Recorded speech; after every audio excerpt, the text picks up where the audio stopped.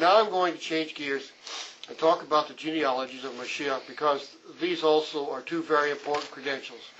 Before I continue, let me say that genealogies were very important in biblical times. Genealogies were of the highest importance in biblical times in all matters of life and inheritance rights and marriage arrangements and property rights, in everything. For a Jewish person to not know everything about his genealogy in biblical times would be like a modern Jew not knowing whether he has a driver's license or not.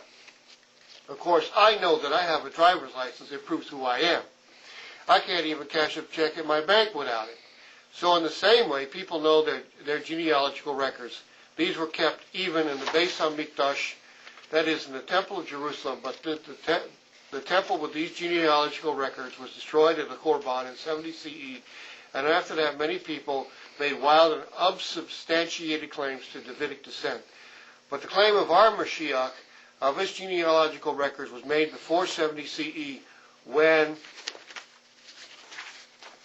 his claim could be still be checked and substantiated as true, because the official record existed and were there for all to see. And they were minutely investigated by every early Jewish believers, and all the evidence was recorded.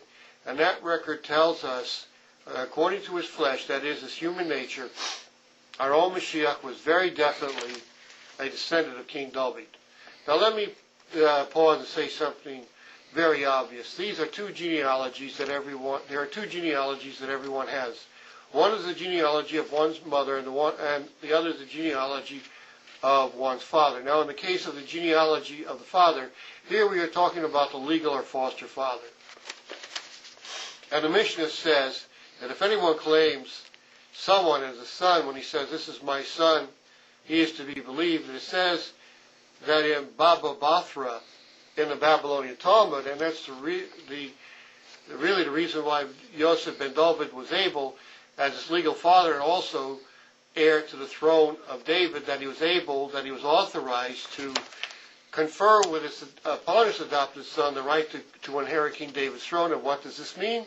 It means simply that Yosef ben David adopted a Jewish child and subsequently conferred on him the rights of his son and the rights of his firstborn heir, which includes the throne of King David. How could Yosef ben David do that? Because the right of succession had to do with whether the father was in fact willing to recognize anyone as a son. You find that in Baba Bathra 8:6. So we're talking about the Babylonian Talmud, Baba Bathra 138, on Deuteronomy 21:16. And it says, and I quote, that it shall be on the day which he causes his own son to inherit. So once Yosef ben David recognized our Moshiach ben David in our halakha or oral law, or even a Jewish halakha court, could not dispute the right of our Moshiach to the succession to the throne.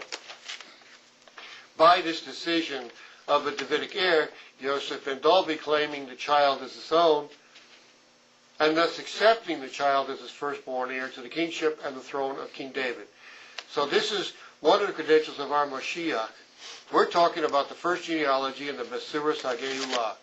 It is a genealogy of Moshiach, the heir to the throne of David, through his legal father. That for the father that adopted or recognized him as legal heir. But then comes another credential, the second genealogy. And this is the genealogy of Miriam Bat Eli ben David. And this is important because we know that the human nature of the Moshiach came through Miriam Bat Eli ben David. Now here we need to say something about the Hebrew word Alma. Now the royal Alma, not just any Alma, but the royal Alma of the house of David, prophesied by Isaiah, was to bring a sign to the house of David, a supernatural sign, by a supernatural birth. Now this word Alma only occurs a few times in the Tanakh, but every time it occurs, it's always an unmarried young virgin or maiden. Now there is a Hebrew word, Betula, but it is used by the prophet Yoel for a married virgin who is bereft of the husband of her youth. The Hebrew word Alma in the inerrant Tanakh is always an unmarried Betula. We see this in the case of Rebekah or Rivka. We see this in the case of the sister of Moshe Rabbeinu, Miriam, and this word Alma referred to a royal Alma of the house of David finally comes in the fullness of time in the Alma Miriam ben Eli ben David, who was betrothed to Yosef ben David when she was around the ages of 12 or 14. But now the penalty for adultery during the time of betrothal could be as severe as death by stoning. But in any case, the marriage would be annulled by a required divorce. And of course, in that case, Yosef ben David would have been free to find himself another wife, having become a cuckold in his time of betrothal.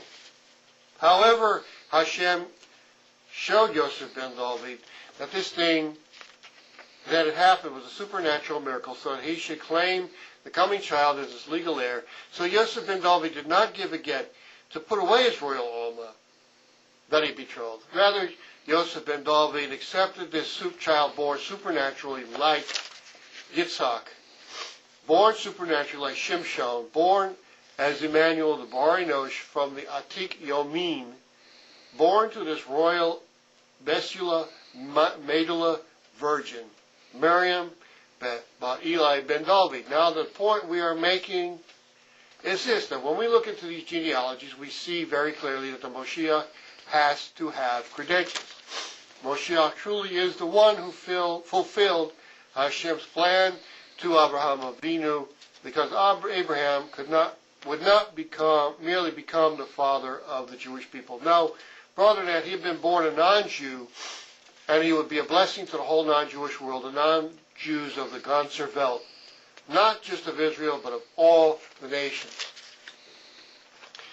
And we know that we are to go into all the Ganzer Welt and make Talmidim of all nations, and we see this in the second genealogy.